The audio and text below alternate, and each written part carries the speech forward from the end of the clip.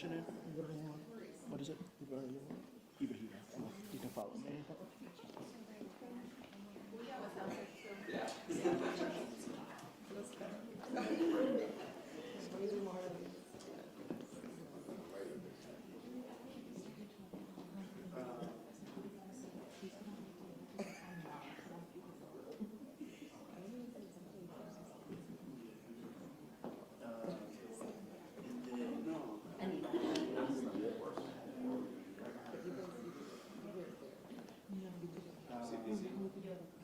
I called your name in that room.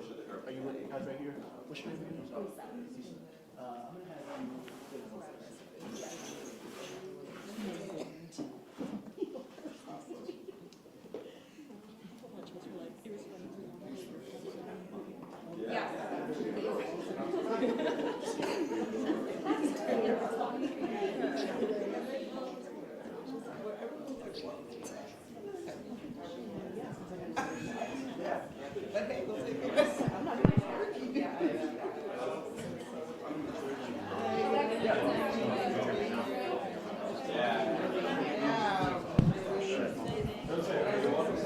All right, folks.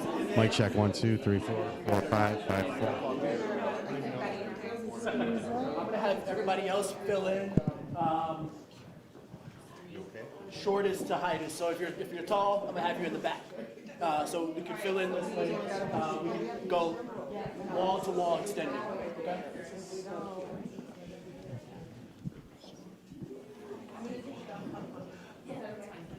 Yep. Come on, folks. So if we have anybody tall, then that corner there. Mic check 1, 2, 3, 4, 5, 6, 7, 8, 9, 10, 9, 8, 7, 6, 5, 4. You got them on both?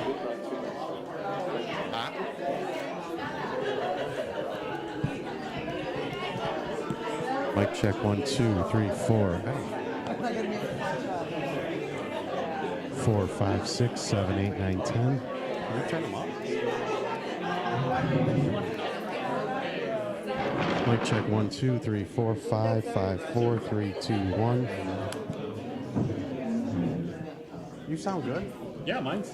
10, 9, 8, 7, 6, 6, 5, 4, 3. Yeah, both those are really good. They're clean, Yeah. solid. He said he didn't like his.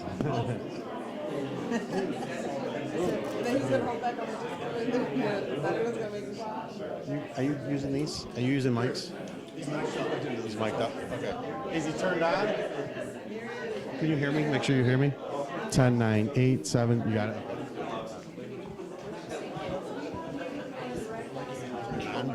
He's turned on, but he's muted at that.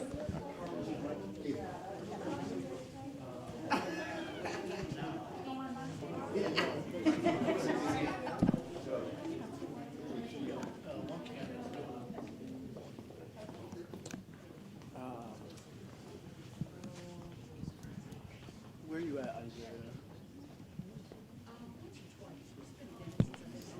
Excuse me. The bottle over there. I guess he's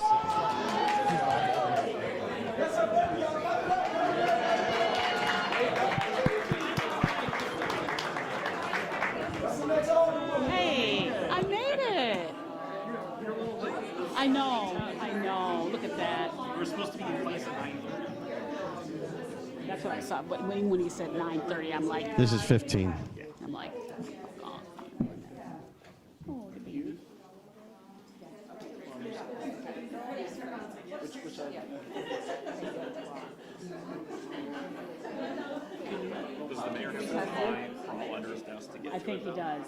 Although they part the Red Sea. Hey. The British Chicago. Marissa. Classic podcast.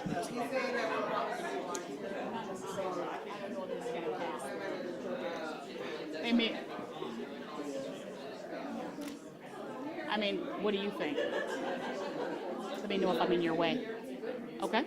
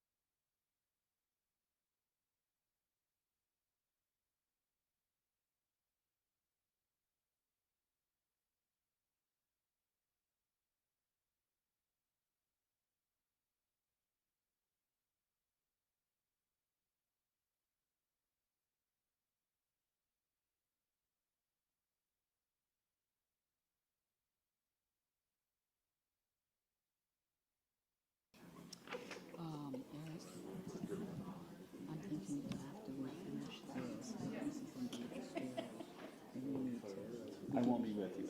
Is it Renisha? Yeah, I'm off at noon. Oh, that's what you think. Oh, yeah. You're like, hell yeah, I'm off at noon. That's right, no, I'm just messing with you. Hey, how are you? How's weird seeing you outside the station. I know. How you doing? Okay. I'm sure Dad will say to say hi because you're the only one he asks about. Oh, wow. You know how Jesse is, though. Yeah, I do. No, yeah, we're good. Okay, everything's good. Yeah. So what's your... Good morning, everyone. National Immigrant Justice Center? Yeah.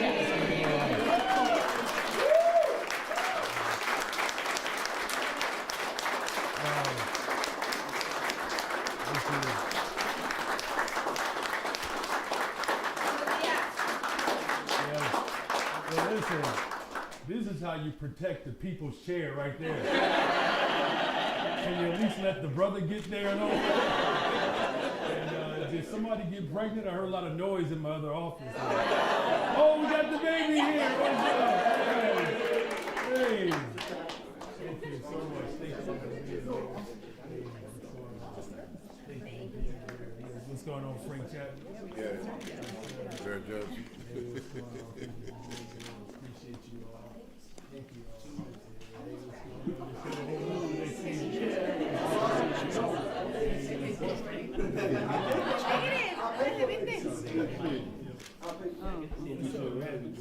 Are you the reason why we're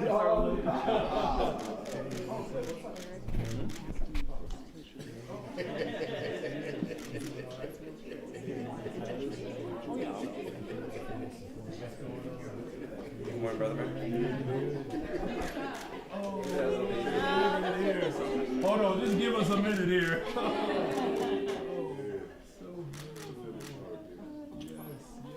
Yes. All right, so listen.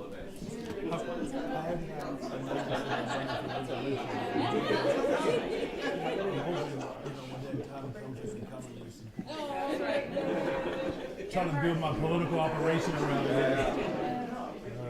All right.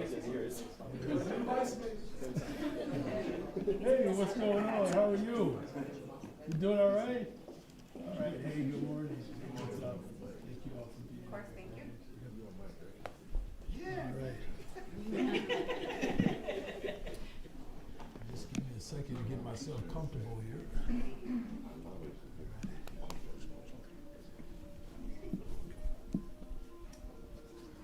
That's our theme music. All right.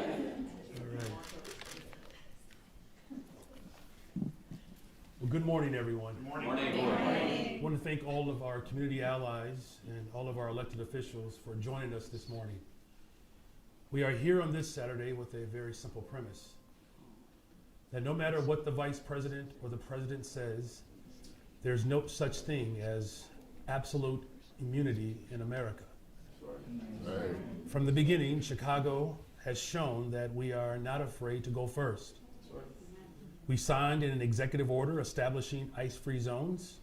We did that just a few months ago. And now there are dozens of municipalities across the country that have adopted this same policy. Yes. Los Angeles, yeah.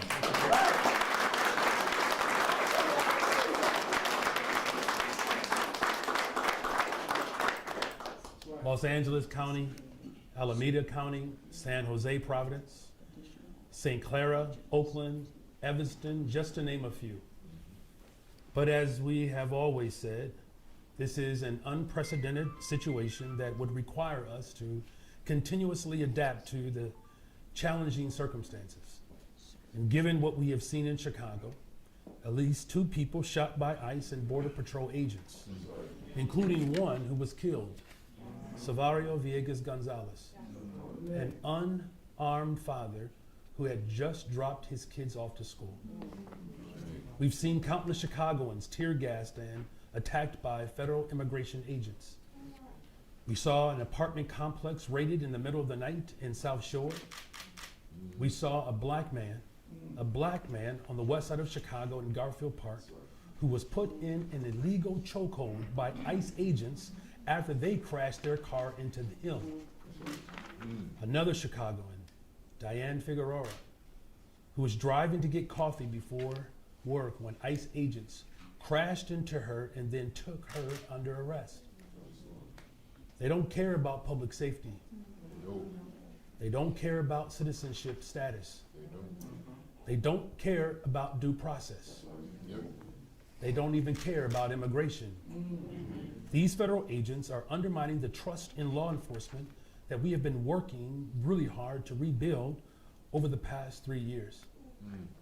These rogue federal agents are taking us backwards as a city. They are causing chaos and confusion. In response, the city of Chicago must respond with accountability and transparency. The ICE unnoticed executive order is a step towards justice. This executive order will make Chicago the first city in the country to set the groundwork to prosecute ICE and Border Patrol agents for criminal misconduct.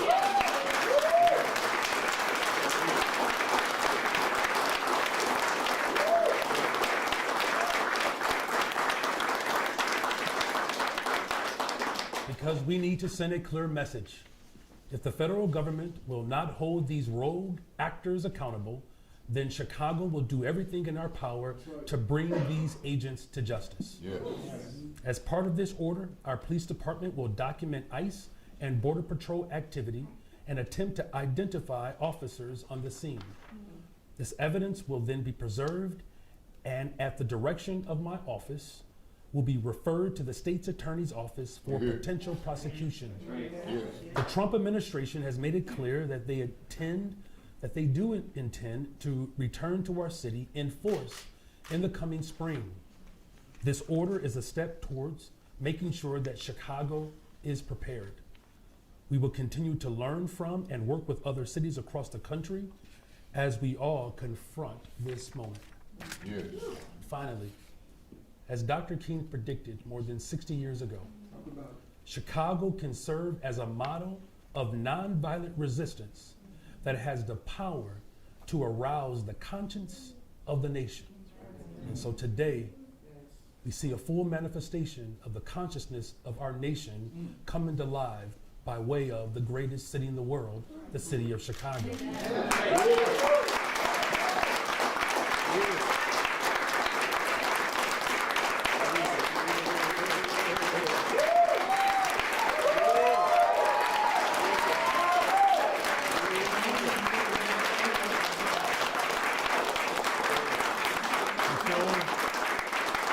In collaboration with community partners and local elected leaders, we will continue to not just go first in Chicago, but Chicago will lead this country. Thank you.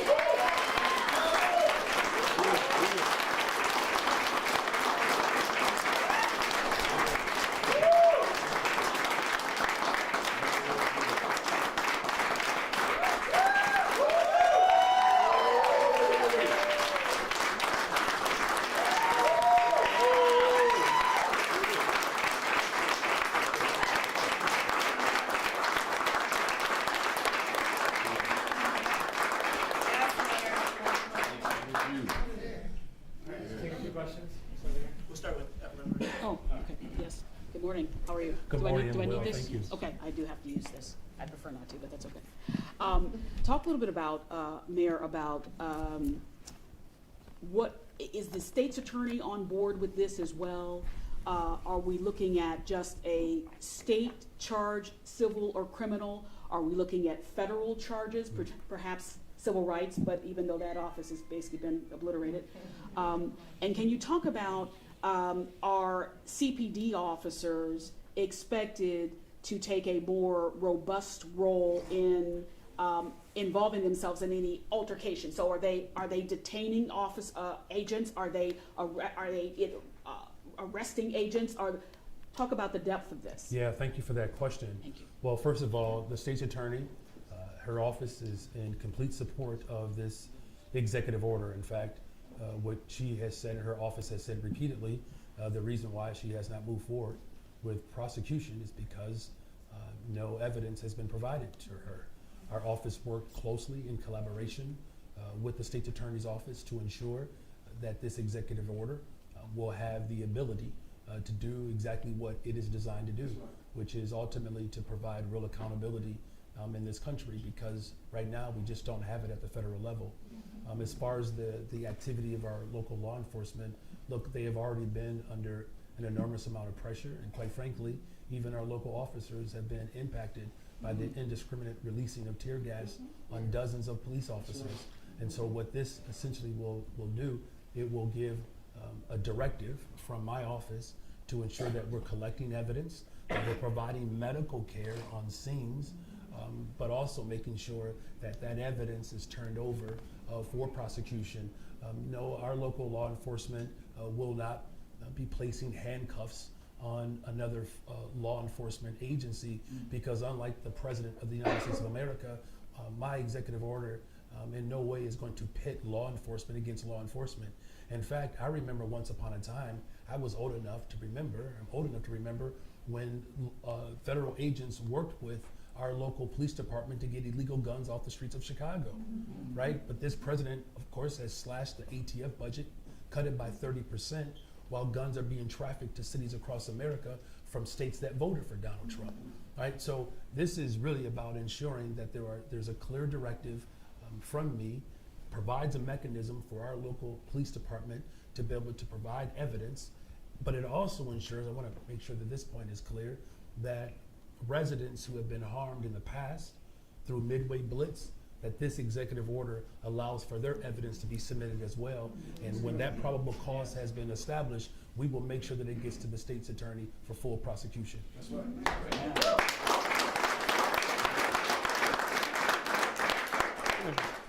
Hey, why now? Why didn't you do this earlier if you think it's an important idea? Yeah, well, first of all, it's always the right time to ensure that justice prevails. There's always the right time to do that. And to be perfectly frank with you, did anybody in this room imagine that we would have a federal government that would not be accountable to its own rules and the Constitution itself? Right, as I said, that we're constantly evolving as we continue to respond to this unprecedented moment. So the time is always right to secure justice. And, you know, again, we're living through some unimaginable times when you have an entire body of government that is not holding itself accountable. And so we have learned, and now as we have learned, we are putting forth this executive order at the very time at which, as we prepare for what could be a surge in the spring. And you mentioned that this can apply to the past. What's a specific case that you think, you know, the prosecution should move forward in? Well, look, there's too many to count, quite frankly, right? And so, you know, one thing that I'm not going to do is interfere with justice. I'm just going to make sure that justice is served. That's right. You know, there are other authorities too, like the state's attorney, that would have to move a prosecution forward. Are you going to try to use your bully pulpit to push them to prosecute if your police department recommends charges? We're going to use the pulpit of the community. It's not just on the mayor of Chicago. This is a nationwide effort to hold an authoritarian regime accountable. Hey. Listen, if this was just about me, I would have beat him a long time ago. But this is about all of us, right? So we're going to continue to use the collective power. Look, you're looking at Chicago right here. Every single neighborhood is represented here. Every single people group is represented here. That's the authority that we're going to walk with in this season. Come here. Back here. Oh, hey, how you doing? Hey, good. Good morning. Did you personally talk with the state's attorney while you were working on this? I have a statement from their office who says they look forward to reviewing the order now that we have received it. Were they not given a chance to review this before today? We worked in collaboration with the state's attorney's office, the police department, our law department. All of us work together. We don't do sloppy work. We do our homework around here. There's too much at stake. In fact, she has made it very clear that she has not been able to move forward with prosecution because no evidence has been submitted to her. Now there's a mechanism in which evidence can be submitted to her. And that's a good thing for our democracy, and that's certainly a good thing for the people of Chicago. And our understanding, we were told this could be applied retroactively to things that have happened this fall, this winter. Are there any potential shootings, alleged misconduct that has already occurred that you now believe should be forwarded to the state's attorney? Again, as I said earlier, I'm not going to get in the way of an investigation or or any of the evidence. All I can say is the people of Chicago asked me to do more. So I've done more. And the evidence that I believe is very clear, not just in Chicago, but across this country, that the hope and the expectation is that this is one more step closer to justice for families. Again, as I said earlier, a black man in an illegal chokehold is a death sentence. We've already seen that.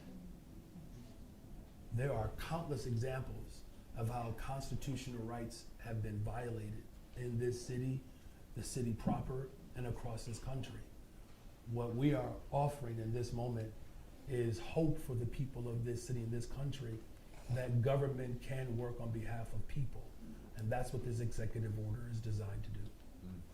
I'm just curious, what has the response been from Superintendent Snelling? Because it seems like this could be some extra work for officers in the future here. Yeah, as I said earlier, we've worked in collaboration with the superintendent. We worked in collaboration with the state's attorney, and our officers show up every single day doing the extra work. You know, this is really about how we can protect lives, how we can protect our city, our democracy. You know, police officers show up every single day to ensure that they are serving and protecting. And this is going to give them a clear directive of how their job, just like all of our assignments, continue to emerge during this time. It's worth it. It's worth it. Yeah. All right, thank you. Mayor, can I have one more question? Just Sure. one more? You're fine. Okay, I'm sorry. No, Do you want me don't to need wait for the apologize. microphone? Oh, thank you. I just wanted to have you clarify, or just your thoughts on it. Obviously, you're concerned about another surge of federal immigration officers coming into the city of Chicago. Typically, those dragnets, so to speak, or whatever you wish to call it, focuses have been on black and brown communities. Can you talk about the concerns you have that if and when they come back in the spring, that they will move beyond the black and brown communities? And what's your message to those folks who may not have been as concerned, but now may need to be concerned? Yeah, well, let me just reiterate that an injustice anywhere is an injustice to all of us. And what I'm proud of is that we have a city that has stood firm on this issue. And you are seeing our city unite collectively around how we build a safe and affordable city. And what the Trump administration has done, whether it's removing support for our education, and particularly our black student success. And we had to send more dollars to our Chicago public schools to secure that. The fact that he has taken food benefits away from families.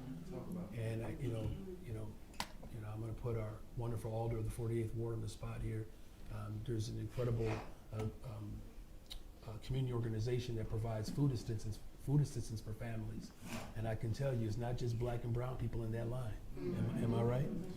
This is already affecting black, brown, white, and Asian folks. That's why you see this incredible rainbow coalition on the 5th floor in this office. And so, my message to the people of Chicago is that we're going to protect this city. And, I guess maybe my final message is the city of Chicago elected a middle child.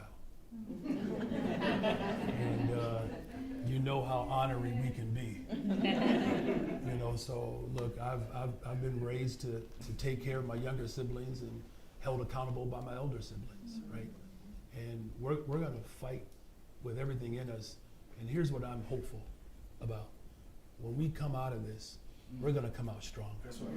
This is not about returning back to the old form of politics, because believe it or not, there's some people in Chicago and Illinois who want to do that. This is about how we transform this moment. And so that message is clear. We are going to protect Chicago, and I'm going to use every single tool available to me to ensure that this city is protected, loved, and supported. Thank you all very much.